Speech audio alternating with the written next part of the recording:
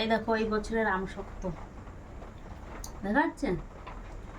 এই বছরের আম শক্ত আরও ছিল, এই যে কেটে কেটে রেখেছি এর মধ্যে।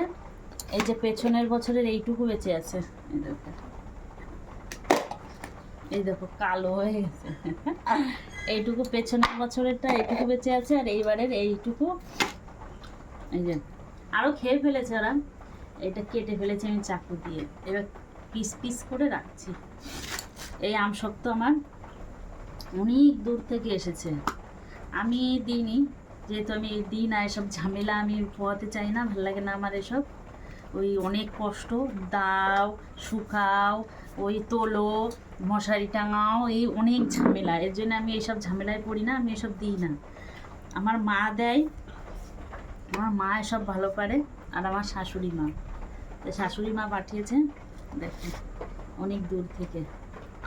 তাই এগুলো পিস পিস করে রেখে দেবো, আর সারা বছর খাবো আর মনে করব, বুঝেছ?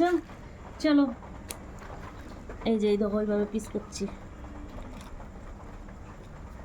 এইভাবে পিস পিস করে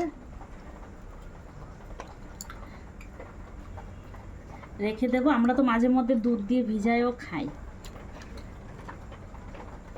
দুধ দিয়ে যখন আম শেষ হয়ে যাবে, পাবো না, আম তো কোনোদিন শেষ হয় না, তবে আমাদের মতন গরিবদের কাছে শেষ হয়ে যায়,